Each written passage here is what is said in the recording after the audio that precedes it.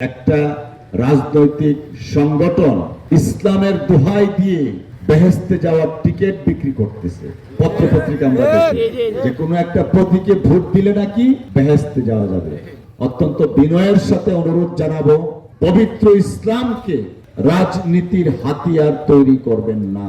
দেশনেত্রী বেগম খালেদা জিয়ার জীবদ্দশায় তিনি সবসময় আপনাদের সহ সারা দেশে ওলামা কেরামদের পাশে দাঁড়িয়েছেন। 2013 সনের 5ই মে রাতের অন্ধকারে পাক হানাদার বাহিনীর মতো এই দেশীয় ভারতের দালালরা যেভাবে আমাদের ওলামা কেরামদের উপর ঝাঁপিয়ে পড়েছিলেন, তখন বেগম খালেদা জিয়া সাহসের সাথে দৃঢ়তার সাথে প্রতিবাদ জানিয়ে ক্ষান্ত থাকেননি। তিনি সারা বাংলাদেশে বিএনপির সমস্ত নেতাকর্মীদেরকে নির্দেশনা দিয়েছিলেন যেন আলেম ওলামাদের ঢাল হয়ে পাশে দাঁড়ায়। তিনি 91 সনের নির্বাচনে ওনারা আছেন, বলেছিলেন ওদের হাতে গোলামীর জিঞ্জির, আমাদের হাতে স্বাধীনতার পতাকা। এই হচ্ছেন বেগম খালেদা জিয়া। আজকে একটা রাজনৈতিক সংগঠন ইসলামের দোহাই দিয়ে বেহেশতে যাওয়ার টিকিট বিক্রি করতেছে।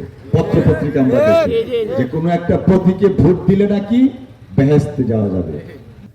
আমি অত্যন্ত বিনয়ের সাথে অনুরোধ জানাবো, দয়া করে পবিত্র ইসলামকে রাজনীতির হাতিয়ার তৈরি করবেন না।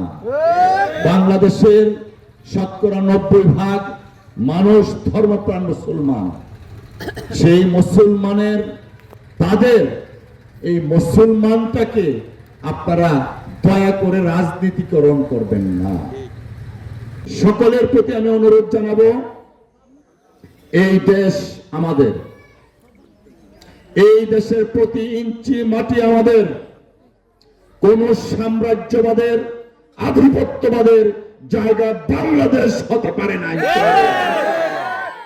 কওমি মাদ্রাসার প্রতিষ্ঠা তথা স্বীকৃতি এবং প্রাতিষ্ঠানিক অবদানের জন্য বিএনপি কতটুকু দিয়েছেন আপনারা প্রত্যেকেই জানেন, এবং আমরা জাতীয়ভাবে প্রতিশ্রুতি দিয়েছি ইনশাআল্লাহ এদেশের জনগণের ভোটে, আমার আপনার সকলের ভোটে যদি বিএনপি রাষ্ট্র পরিচালনার দায়িত্ব পান, তাহলে এই কওমি মাদ্রাসা থেকে শিক্ষিত যারা আছেন তাদেরকে স্কুলের ধর্ম শিক্ষক হিসাবে নিয়োগ দেওয়ার জন্য আমাদের একটা পরিকল্পনা আছে।